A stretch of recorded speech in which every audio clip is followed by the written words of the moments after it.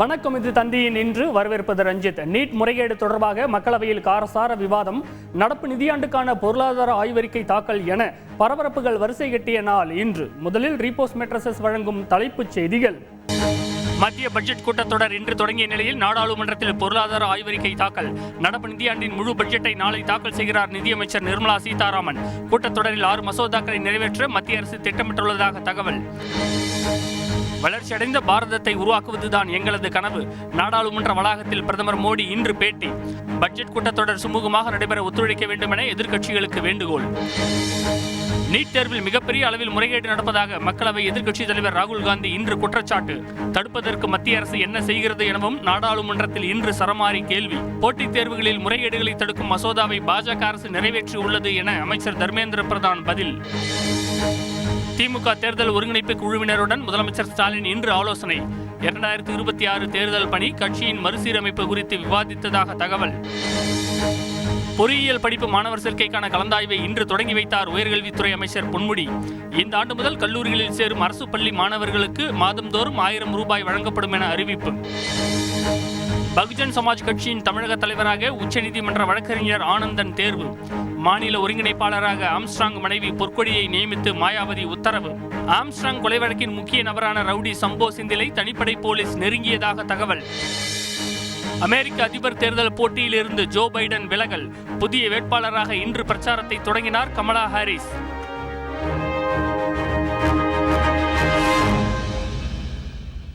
NEET தேர்வில் கருணை மதிப்பெண் வழங்கப்பட்ட 19வது கேள்விக்கு சரியான விடையை கண்டறியும் வகையில் டெல்லி ஐஐடி குழுவை நியமித்து உச்சநீதிமன்றம் இன்று உத்தரவிட்டுள்ளது.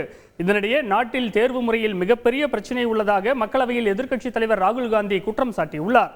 செய்தியாளர்கள் வெங்கடேசன், ரமேஷ்குமார் வழங்கிய தகவல்கள் இவை.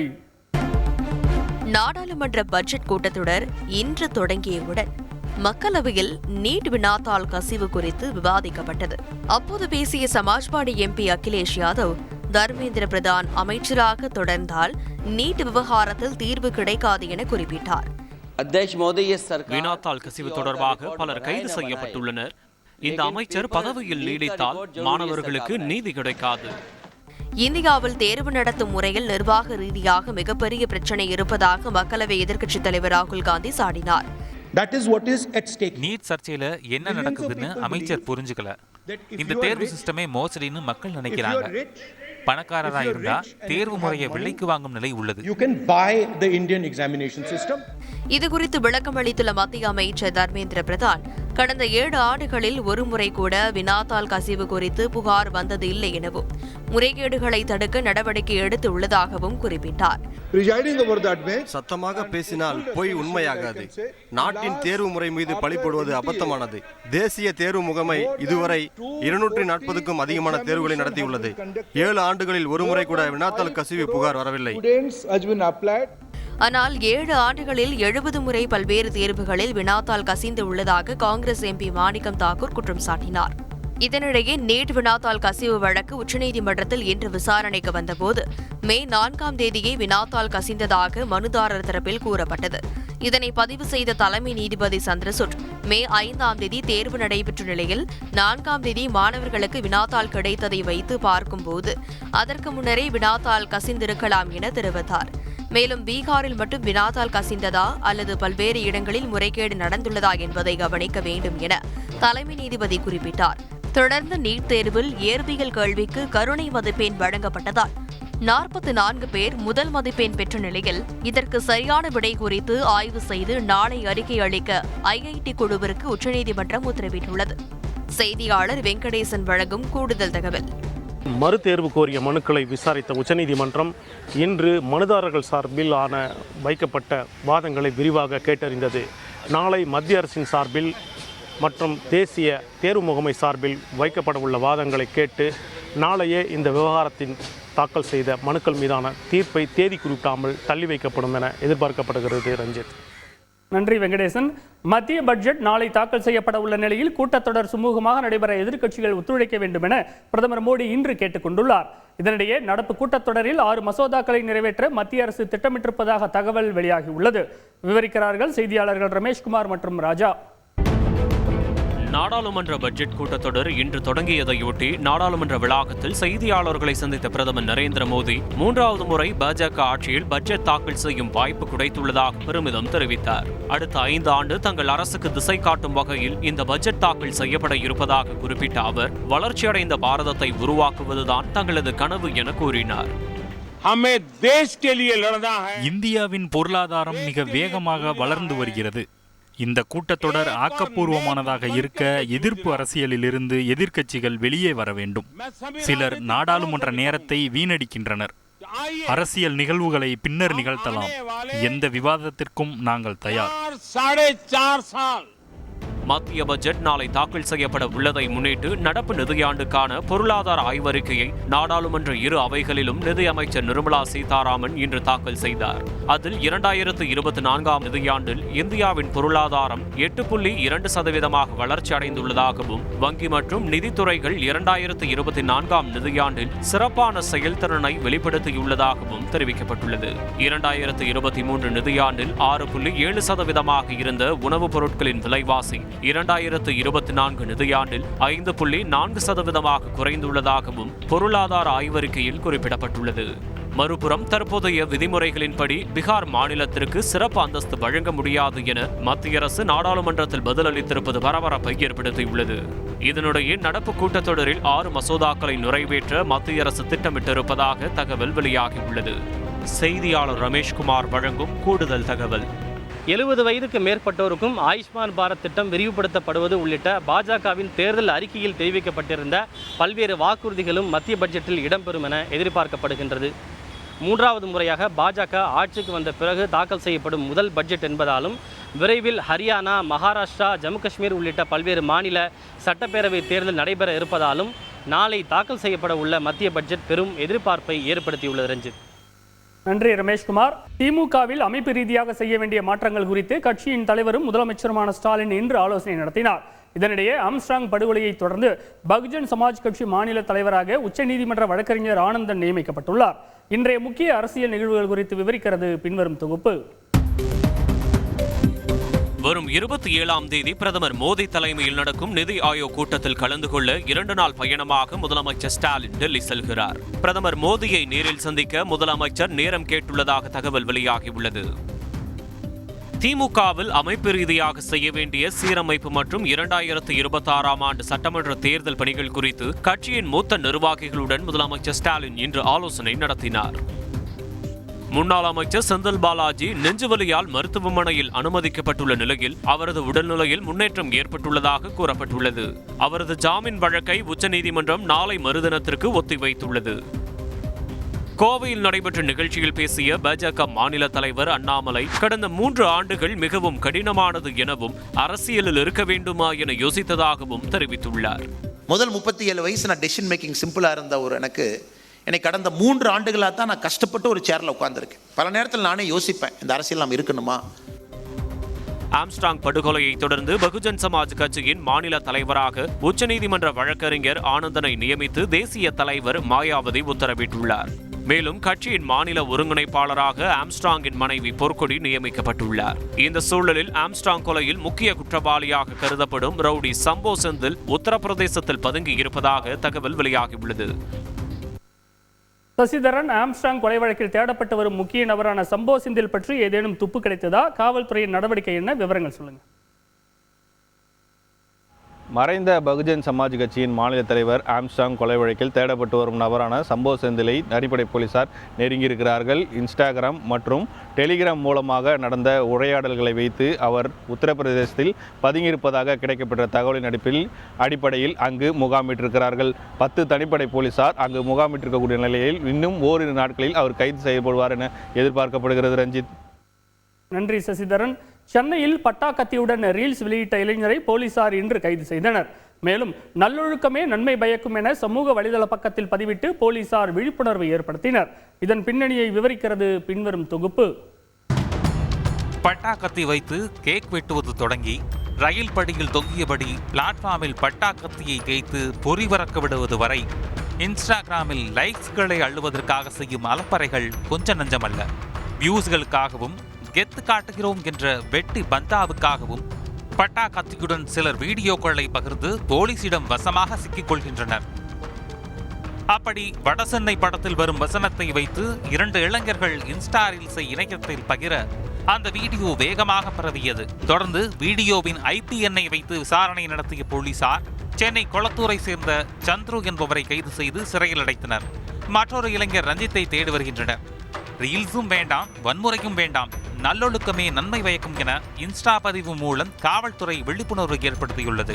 இது ஒரு புறம் இருக்க, உயிர் மீது பயமில்லாமல் பொதுமக்களை அச்சுறுத்தும் விதத்தில் மதுரையின் முக்கிய சாலைகளில் சிறுவர்கள் சிலர் தாறுமாறாக பைக் ஓட்டிய காட்சிகள் அதிர்ச்சியை ஏற்படுத்தியுள்ளது. சம்பந்தப்பட்ட சிறுவர்கள் மீது நடவடிக்கை எடுத்து விழிப்புணர்வு ஏற்படுத்த வேண்டும் என கோரிக்கை எழுந்துள்ளது. கைலாசா எங்கிருக்கிறது என அறிவிப்பதாக கூறியிருந்த சர்ச்சை சாமியார் நித்யானந்தா கைலாசாவின் தன்னாட்சியுடன் கூடிய இறையாண்மை பிரதேசங்கள் என 7 இடங்களின் பெயரை அறிவித்திருப்பது குழப்பத்தை ஏற்படுத்தியுள்ளது. இதுவரை யாருமே கேள்விப்படாத இப்படிப்பட்ட இடங்கள் உண்மையில் இருக்கிறதா என்பது பற்றி வரலாற்று ஆர்வலருடன் நான் நடத்திய கலந்துரையாடலை பின்வரும் தொகுப்பில் பார்க்கலாம். சர்ச்சைகளுக்கு பெயர் போன நித்யானந்தா இந்துக்களுக்கென கைலாசா எனும் தனி நாட்டையே உருவாக்கிவிட்டதாக கூறி கடந்த சில ஆண்டுகளாக பரபரப்பை கிளப்பி வருகிறார். அதே சமயம் உண்மையில் கைலாசா என்கிற ஒரு நாடே இல்லை, அத்தனையும் கட்டுக்கதை என்கிற விமர்சனங்களும் தொடர்ந்து முன்வைக்கப்பட்டு வந்தன. இதைத் தொடர்ந்து கைலாசா எங்கு இருக்கிறது என்பது குறித்து குரு பூர்ணிமா தினத்தன்று அறிவிப்பதாக சொல்லி மீண்டும் எதிர்பார்ப்பை எகிர வைத்தார் நித்யானந்தா. கைலாசாவில் போலீஸ் இல்லை, ராணுவம் இல்லை, வரியே கிடையாது என ஆஃபர்களை அள்ளி வீசியதால் அட்ரஸை கொடுத்தவுடன் சென்று சேர்ந்து செட்டில் ஆகிவிட வேண்டியதுதான் என பலரும் கனவுகளுடன் காத்திருந்தனர். ஆனால் கைலாசா எங்கு இருக்கிறது என அறிவிக்கிறேன் என்கிற பெயரில் வச்சாம்பாறு ஆப்பு என்கிற தனது புகழ்பெற்ற மீம் டெம்ப்ளேட்டையே மீண்டும் ரீக்ரியேட் செய்ததைப் போல ஒரு வீடியோவை நேற்று வெளியிட்டு அனைவரையும் ஏமாற்றத்தில் ஆழ்த்தியிருக்கிறார் நித்யானந்தா. நீங்கள் நினைப்பது போல் கைலாசா என்பது ஒரே இடத்தில் இருக்கும் தனி நாடு இல்லை என குண்டை தூக்கி போட்டிருக்கும் நித்யானந்தா உலகம் முழுவதும் பல்வேறு நாட்டின் அரசாங்கங்கள் தனக்கு அன்பளிப்பாக கொடுத்த நிலப்பரப்புகளில்தான் கைலாசா உருவாக்கப்பட்டிருப்பதாக இது புதுசா இருக்குனே என்கிற பாணியில் நூதன விளக்கம் அளித்தார். Kailasa Jamaica, Kailasa Gambia, Kailasa Liberia, Kailasa Switzerland, Kailasa Geneva, Kailasa Kenya என பல்வேறு நாடுகளில் ஏற்கனவே கடந்த சில ஆண்டுகளாக கைலாசாவின் ஆன்மீக தூதரகங்கள் இயங்கி வருவதாகவும் கூறி விழிபிதுங்க செய்திருக்கிறார். தொடர்ந்து உசுங் இசுக் கிங்டம், இகுட் இவா எஃபியும் கிங்டம், எடிபா எஜகாம் கிங்டம், பரகுவம் கிங்டம் என கைலாசாவின் தன்னாட்சியுடன் கூடிய இறையாண்மை பிரதேசங்கள் என 7 இடங்களின் பெயர்களையும் அறிவித்துள்ளார். ஒரு படத்தில் வித்தியாசமான உணவுகளை ஆர்டர் செய்ய வடிவேலு பட்டியலிடும் பெயர்களைப் போல ஒன்றுமே புரியாமல் இருப்பதோடு உண்மையில் இப்படியெல்லாம் இடங்கள் இருக்கிறதா என்று கூகுளிலோ உலக வரைபடத்திலோ தேடினால் அதை பற்றி எதையுமே கண்டுபிடிக்க முடியாததால் அவை எங்கு இருக்கின்றன என பலருக்கும் குழப்பமே மிஞ்சியிருக்கிறது. வரைபடத்திலேயே இல்லாத இடங்களை அறிவித்ததோடு நிறுத்திக் கொள்ளாமல் கைலாசாவுக்கு யாரெல்லாம் வரலாம் என குறிப்பிட்டிருக்கும் நித்யானந்தா திருமணமாகாத சிங்கிள்ஸ், திருமணமானவர்கள், ஆன்மீக வாழ்க்கை முறைக்கு மாற விரும்புபவர்கள், வாழ்வின் இறுதி காலத்தில் ஆன்மீகத்தை பின்பற்ற நினைப்பவர்கள் என குழந்தைகள் முதல் பெரியவர்கள் வரை அனைவருக்கும் இடம் உண்டு, நீங்க வந்தா மட்டும் போதும் என வாஞ்சையுடன் வரவேற்கிறார். திருமணம் பண்ணாத சிங்கிள்ஸ் வரலாம், இனி கல்யாணமே பண்ணிக்க மாட்டேன் சன்னியாசியா இருக்கணும்னு நினைக்கிறவங்க வரலாம், இப்போ சிங்கிளா இருந்தாலும் எதிர்காலத்துல கல்யாணம் பண்ணி மிங்கிளாக நினைக்கிறவங்களும் வரலாம். இது குறித்து கிருஷ்ணகிரியைச் சேர்ந்த வரலாற்று ஆர்வலர் சரவணகுமாரிடம் பேசினோம். நித்யானந்தா அறிவிச்சிருக்கிற மாதிரி உண்மையிலேயே இந்த பெயர்கள்ல இடங்கள் இருக்க வாய்ப்பு இருக்கா? அறிவிச்சிருக்கிற இடங்கள் எல்லாம் இருக்குதா இல்லையான்னு நம்ம சொல்ல முடியாதுங்க. அவரு சொல்லியிருக்கிறாரு. இருக்குதுன்றது கன்ஃபர்மேஷன் நம்மளுக்கு என்னன்னா கூகுள்ல தேடுனா அந்த இடம் வரணும், அந்த பேர் வரணும். அந்த மாதிரி எதுவுமே இது வரைக்கும் நம்மளுக்கு விஷுவல் ஆகல. நம்மளும் தேடி பார்த்துருக்கிறோம். அதனால அது விஷுவல் ஆகல. அவர் சொல்லலாம். ஆனா வெளி உலகத்துக்கு அது தெரிஞ்ச இடங்களா இருக்கிறதுக்கான வாய்ப்பு ரொம்ப குறைவா இருக்கும் சார். இவையெல்லாம் தன்னாட்சி பகுதிகள் அப்படின்னு வரையறுக்கிறாரு. இதற்கெல்லாம் தனி நாடு அந்தஸ்து கிடைக்குமா? தன்னாட்சியான இடங்களை வந்துட்டு எப்பவுமே அரசாங்கம் தனி நாடுகளை அறிவிக்காதுங்க. முதல் விஷயம். ரெண்டாவது இவர் தன்னாட்சி அப்படின்னு சொல்லிட்டாருன்னா ஒரு கவர்மெண்ட் மாதிரி நடத்த முடியாது இல்லைங்களா? இவர் கவர்மெண்ட் மாதிரி நடத்தணும்னா உலக நாடுகள் அங்கீகரிக்கணும். உலக நாடுகள் அங்கீகரிக்கிறதா இருந்தா இவர் தனி பணம் வச்சிருக்கணும், தனி பாஸ்போர்ட் கொடுக்கணும், தனியான இந்த பட்டா சீட்டா நம்ம ஊர்ல சொல்ற மாதிரி அது எல்லாமே அவங்க கொடுக்கறதுக்கான வாய்ப்பு இருக்கணும். அது எல்லாம் இவர் செஞ்சிருக்காரான்னு 100% சொல்ல முடியாது. இவர் கொடுக்குற கரன்சி டாலரோடையோ இல்ல இந்தியன் மணியோடையோ இல்ல வேற எந்த நாட்டோடையோ அது கம்பேர் ஆகணும். அதாவது அவங்க டாலரோட மதிப்பு 50 ரூபாய் இருக்குது அப்படின்னா இவரோட மதிப்பு என்னன்னு தெரியணும்னா இது உலக நாடுகள் அங்கீகரிக்கணும். அந்த அங்கீகாரம் முதல்ல வாங்கணும். அப்பதான் இவரோட கரன்சி செல்லுபடி ஆகும். டாலரோ கரன்சியோ ஏதோ செல்லுபடி ஆகும். இவர் இது வரைக்கும் அப்படி எந்த நாடுக்கும் இவரை நாடாவே அங்கீகரிக்காத போது இவர் எப்படி டாலரை கொடுக்க முடியும்? அந்த டாலரை அவங்க அந்த ஏரியாக்குள்ள ஒரு ஐலாண்டோ ஒரு ஊரோ இருக்கும்போது அவங்க அங்க ப்ரொசீட் பண்ணிக்கலாம். பட் வெளிநாடுகளோ அதை எடுத்து வெளியெல்லாம் எடுத்துட்டு போக முடியாது. இந்த பெயர்களை எல்லாம் பார்க்கும்போது ஆப்பிரிக்காவோட பூர்வகுடி மக்களோட நிலப்பகுதிகள் மாதிரி இருக்கு. உங்களுடைய பார்வை என்ன? கண்டிப்பா அது பூர்வகுடி மக்களா தான் இருக்கணும். பூர்வகுடி மக்கள் இல்லாம இருந்தாலுமே பொருளாதார ரீதியாகவும் தொழில்நுட்ப ரீதியாகவும் வெளி உலகுக்கு தெரியாத அல்லது தெரிந்தும் பிரபலமாகாத இடங்களா இருக்கிறதுக்கான வாய்ப்புகள் தான் அதிகமா இருக்கு. பெரிய ஈவெண்ட் எல்லாம் பண்ணும்போது அந்த சவுண்டு, நாய்ஸ், லைட் எல்லாம் ஏத்துக்கிற மனநிலை இருக்கிற மக்களை தான் இவங்க சூஸ் பண்ணியிருப்பாங்க. மொத்தத்தில் கைலாசா என்ற நாட்டின் அட்ரஸை தெளிவாக சொல்லாமல் அதான இது என்ற வாழைப்பழ காமெடி போல இல்லாத ஒன்றை இருப்பது போல் நித்யானந்தா சித்தரிக்க முயல்கிறாரோ என்றும் இணையவாசிகள் சந்தேகம் எழுப்புகின்றனர். தமிழ்நாட்டில் பொறியியல் கலந்தாய்வை உயர்கல்வித்துறை அமைச்சர் பொன்முடி இன்று தொடங்கி வைத்தார். 433 பொறியியல் கல்லூரிகளில் உள்ள 2,33,376 இடங்களுக்கு ஒற்றை சாளர முறையில் ஆன்லைன் மூலம் கலந்தாய்வு நடைபெற உள்ளது. முதல் கட்டமாக சிறப்பு பிரிவினருக்கான கலந்தாய்வை அமைச்சர் பொன்முடி இன்று தொடங்கி வைத்தார். தொடர்ந்து செய்தியாளர்களிடம் பேசிய அவர், பொது பிரிவு மாணவர்களுக்கான கலந்தாய்வு வரும் 29ஆம் தேதி தொடங்கி செப்டம்பர் வரை நடைபெறும் என தெரிவித்தார். மேலும் இந்த ஆண்டு முதல் கல்லூரிகளில் சேரும் அரசு பள்ளி மாணவர்களுக்கும் மாதந்தோறும் 1000 ரூபாய் வழங்கப்படும் எனவும் அமைச்சர் பொன்முடி கூறியுள்ளார். அமெரிக்க அதிபர் தேர்தலில் இருந்து விலகுவதாக தற்போதைய அதிபரும் ஜனநாயக கட்சியின் வேட்பாளருமான பைடன் தெரிவித்துள்ளார். அதிபர் வேட்பாளராக கமலா ஹாரிஸை ஜோ பைடன் பரிந்துரைத்த நிலையில் தான் எளிதில் வெற்றி பெற்று விடுவேன் என ட்ரம்ப் கிண்டல் அடித்துள்ளார். துணை அதிபராக பணியாற்றிய முதல் கருப்பின பெண்மணி நான் என்றது. சுதந்திர தின வாழ்த்தை கிறிஸ்துமஸ் வாழ்த்து போல் கூறியது. 2020 ட்ரம்பை வெல்வேன் என தவறாக சபதம் ஏற்றது. அண்மையில் ட்ரம்புடனான விவாதத்தில் சொதப்பியது என அடுத்தடுத்து சர்ச்சையில் சிக்கினார் அமெரிக்க அதிபர் ஜோ பைடன். இதனால் தேர்தலில் இருந்து விலகி விடுங்கள் என சொந்த கட்சியினரை அழுத்தம் கொடுத்தனர். இதோடு அண்மை காலங்களாக பொது நிகழ்வுகளில் ஜோ பைடன் தடுமாறிய காட்சிகளும் அவருக்கு பின்னடைவாக அமைந்தது. மறுபக்கம் துப்பாக்கிச் சூடு சம்பவத்தால் ட்ரம்ப் பக்கம் ஆதரவு அதிகரித்து வந்த சூழலில் அதிபர் தேர்தலில் இருந்து பைடன் விலகுவதே சரியாக இருக்கும் என்ற விமர்சனங்கள் பலமாக ஒலிக்கத் தொடங்கின. இந்த சூழலில் மீண்டும் தேர்தலில் போட்டியிடுவது தனது நோக்கமாக இருந்தாலும் தேர்தல் போட்டியில் இருந்து விலகுவதாக ஜோ பைடன் அதிகாரப்பூர்வமாக அறிவித்துள்ளார். மேலும் ஜனநாயக கட்சியின் அதிபர் வேட்பாளராக தற்போதைய துணை அதிபர் கமலா ஹாரிஸ் பரிந்துரைப்பதாக ஜோ பைடன் இன்று அறிவித்தார். இந்த அறிவிப்பால் மிகவும் பெருமைப்படுவதாக நிகழ்ந்துள்ள கமலா ஹாரிஸ் ஜனநாயக கட்சியினரிடம் செல்வாக்கு பெற்று நிச்சயம் ட்ரம்பை வீழ்த்துவேன் என சூளுரைத்தார். எனினும் கமலா ஹாரிஸை வேட்பாளராக அறிவிக்கும் விவகாரத்தில் முன்னாள் அதிபர் பராக் ஒபாமா உட்பட ஜனநாயக கட்சி முக்கிய தலைவர்கள் அமைதி காத்து வருகின்றனர். மறுபக்கம் அதிபர் தேர்தலில் கமலா ஹாரிஸ் போட்டியிட்டால் வெற்றி பெறுவது எளிது என குடியரசுக் கட்சி வேட்பாளர் ட்ரம்ப் கிண்டல் அடித்துள்ளார். மறுபக்கம் நீதிமன்றத்தால் குற்றவாளி என தண்டிக்கப்பட்ட டொனால்ட் ட்ரம்பா அல்லது வழக்கறிஞர் கமலா ஹாரிஸா என்ற முழக்கத்துடன் கமலா ஹாரிஸ் அதிபர் வேட்பாளராக இன்று பிரச்சாரத்தை தொடங்கினார். ட்ரம்பை எதிர்த்து கமலா ஹாரிஸ் தான் போட்டியிடுவாரா அல்லது புதிய வேட்பாளர் களமிறங்குவாரா என்பது அடுத்த மாதம் நடக்க இருக்கும் ஜனநாயக கட்சி பொதுக்குழுவில் தெரியவரும். உடற்தகுதியுடன் இருந்தால் அடுத்த உலகக்கோப்பை வரை ரோஹித் சர்மா, விராட் கோலி ஆகியோர் அணியில் இருப்பார்கள் என இந்திய ஆடவர் கிரிக்கெட் அணி பயிற்சியாளர் கௌதம் கம்பீர் தெரிவித்துள்ளார். இலங்கையில் சுற்றுப்பயணம் மேற்கொள்ளும் இந்திய அணி 3 T20 மற்றும் 3 ஒருநாள் போட்டிகள் கொண்ட தொடர்களில் பங்கேற்கிறது. T20 தொடர் வரும் 27ஆம் தேதி தொடங்கும் நிலையில் இதற்காக சூரியகுமார் யாதவ் தலைமையிலான இந்திய அணி இன்று இலங்கைக்கு சென்றது.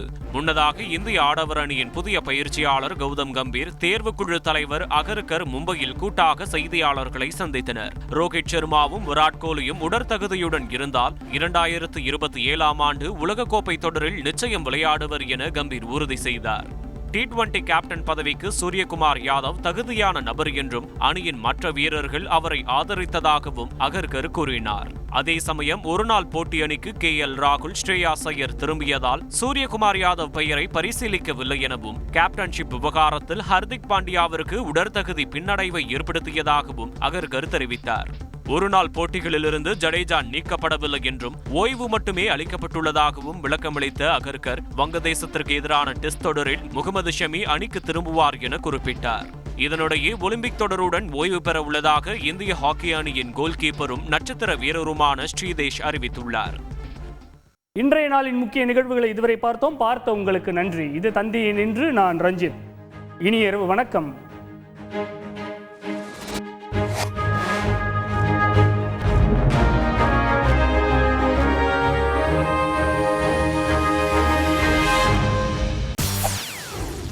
செய்திகளை உடனுக்குடன் தெரிந்து கொள்ள உடனே சப்ஸ்கிரைப் பண்ணுங்க.